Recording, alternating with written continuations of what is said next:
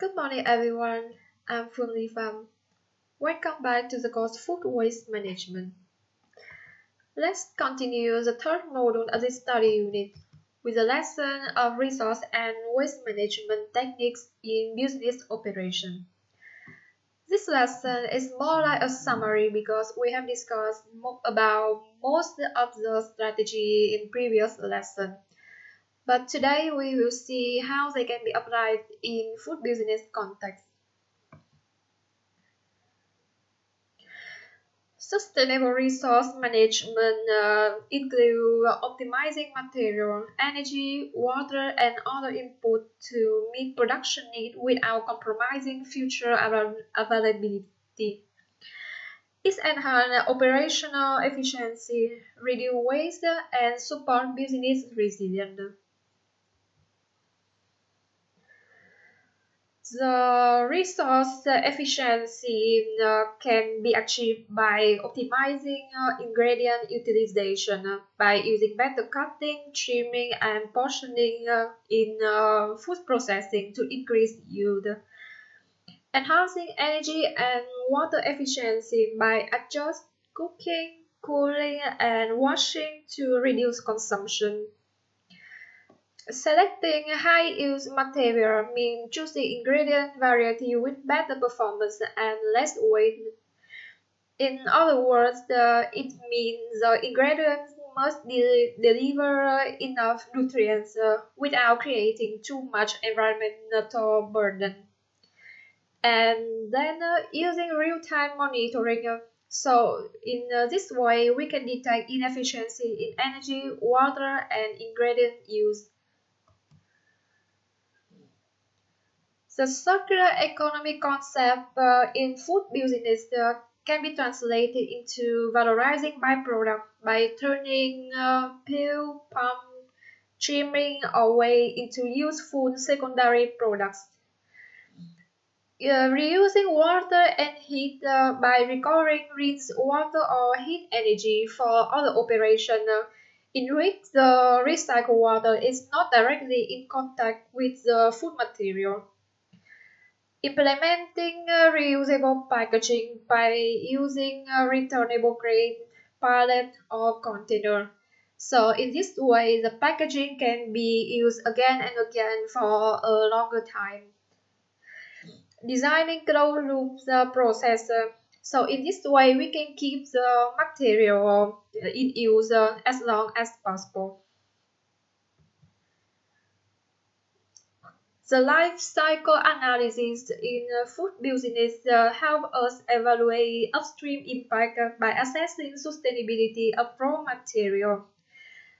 It can touch high impact stage by improving energy intensive operation in food processing like heating, cooling, and drying.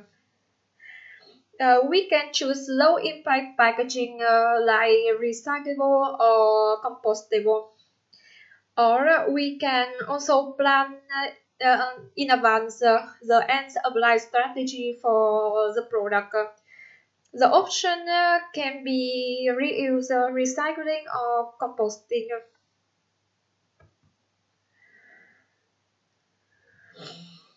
In business operation, waste management technique focus on preventing waste absorption, improving control of perishable material, and valorizing unavoidable byproducts. Some strategy for operational waste prioritization include optimizing product planning.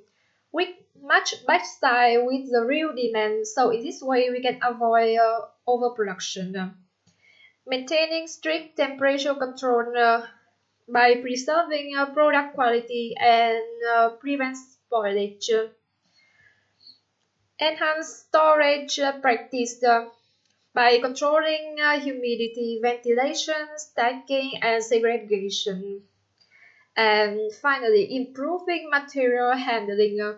So in this way, we prevent crushing, dropping, and thermal exposure, avoiding in this way the physical damage of the material. Waste auditing is a practice that categorizes food loss by distinguishing avoidable and unavoidable waste.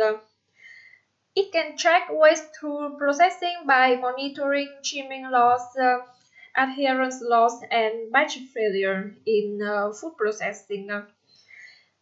Quantifying waste is a key element. For example, in food service, we must measure press waste and buffet leftover, so the unserved food, and it can analyze the disposal route. We can design among the options like composting, anaerobic digestion, landfill, or donation. In material flow analysis, there is the raw material use analysis, which identify trimming and conversion loss. The process water mapping mean tracking washing, cooking, cooling, and cleaning water use. Energy intensive step analysis. In, um, in this practice, we identify heat, refrigeration, insulation, or equipment inefficiency. And byproduct flow tracking mean understanding volume, appeal, pump, weight, bond, and shelf, etc.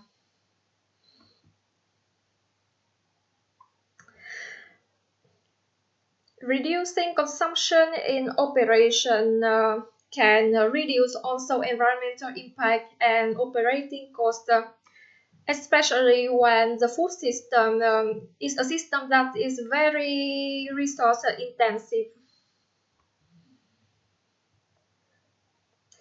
There are process optimization techniques like using digital production scheduling. In this way, we can align batches with real-time demand. As I said before, in this way we can avoid the overproduction. Real-time monitoring a critical control point. So the critical control points must be already be respected to maintain the food safety. We stabilize the value for temperature, humidity, pH, and cooking parameter, and this standard value should always be respected. Cross-department coordination promotes a smooth flow between procurement, production, quality assurance, and logistics. Optimizing process parameter by validating heating, cooling, drying, and fermentation setting. And another technique is reducing changeover time by standardizing cleaning and using automated clean-in-place system. Efficient procurement strategy include sourcing high-yield material by selecting variety with better processing performance, prioritizing sustainable supplier, using certified and environmentally responsible sources, like we have mentioned in the previous module. If the ingredients have the product certification, they become very much more reliable. Choosing a recyclable or compostable packaging. In this way, we can minimize long-term waste because when this kind of material are handled in the right condition, they will be no longer environmental burden.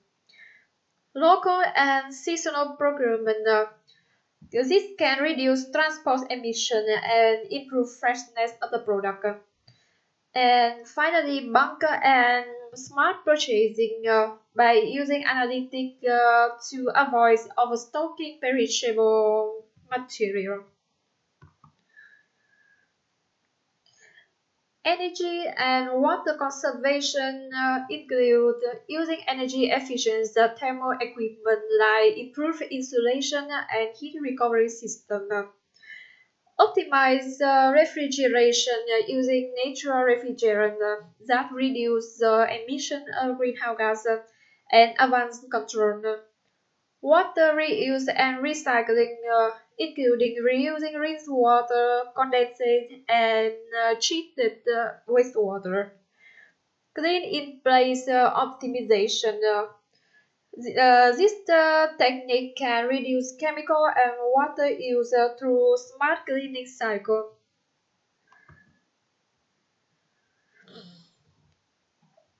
Food loss reduction in business context can improve efficiency and preserve valuable input like water, energy, and raw material. There could be many causes of food loss in business context, depending on whether it's food production or food service. The cause of loss could be inefficient storage handling, including poor temperature or humidity control and improper stacking. Poor inventory management, like lack of stock rotation or real-time tracking.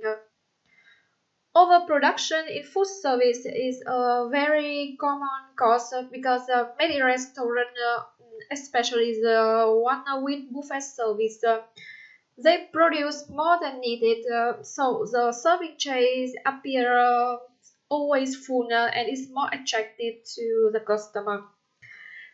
Inappropriate processing method like inefficient trimming, peeling, or equipment calibration, and inadequate monitoring include deviation in temperature, pH, or moisture that cause the whole batch loss. Food loss prevention practice in this context include the first in, first out technique that ensure all the stock is used first. Advanced environmental monitoring by using sensors that detect conditions that cause spoilage. Employee training can help improve handling, trimming, and storage practice. Process efficiency improvement by using automated slicing or portioning for higher yield.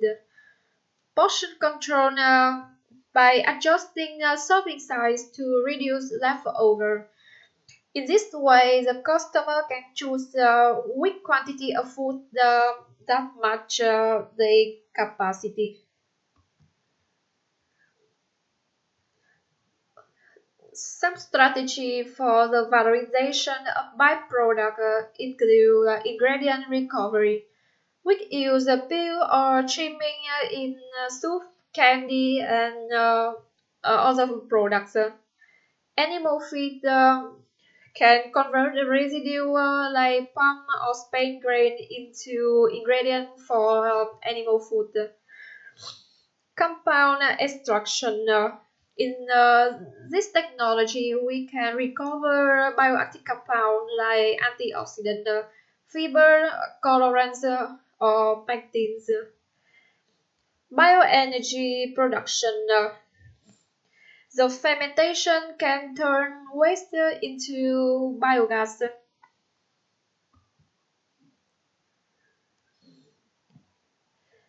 Business can reduce the environmental footprints to pollution prevention, emission reduction, and improve packaging choice. For pollution prevention, we can apply cleaner production technology. In this way, we can reduce the wastewater and chemical use. We can use low emission equipment that minimize the particulates, fumes, and carbonic gas emission.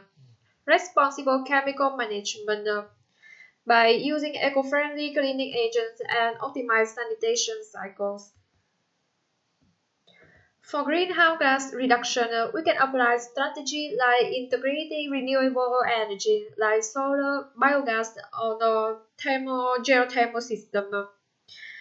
Efficient refrigeration management means reducing refrigerant leaks and using natural refrigerants. Improve logistics include optimizing routes and using efficient refrigerated transport. Energy efficient equipment include modern and lower consumption thermal and cooling systems. To improve the choice of packaging, we can use material like compostable or biodegradable material. The lightweight packaging can help reduce the total waste of the product, and for this reason, it can reduce the emission from the transport of the product. Edible coating is a natural film that acts as a barrier that helps extend shelf life of the products. Designed for recycling, including the use of single material packaging instead of multi-layer and clear labeling. Integrating sustainability requires structured system, workforce involvement, and continuous improvement. In the environmental management system, it includes policy development, in which we set the targets for reducing resource use and waste. Impact assessment by identifying high impact process and waste streams. Continuous improvement cycle is a key element in which we use structured evaluation and validation methods. Staff training and engagement is crucial because the sustainable practice must begin with human behavior. Waste sorting skill is important because the proper separation of organics, recyclable, and contaminants can help promote the sustainability. Resource optimization include efficient use of equipment, portioning, and cleaning. Sustainable handling storage include proper stacking, temperature control, and stock rotation. Monitoring in continuous improvement is included in any sustainable practice. There are waste reduction KPI, which is key performance indicator. In this case, it includes tracking organics and packaging waste. Resource consumption monitoring mean measure energy, water, and raw material use. Food loss monitoring by identifying hotspots at different processing stages. Improvement tool like the tool offered by Lean Six Sigma approach. For example, the plan, do, check, act cycle, root cause analysis, and benchmarking. Thank you for joining me in this lesson. I hope you enjoyed it.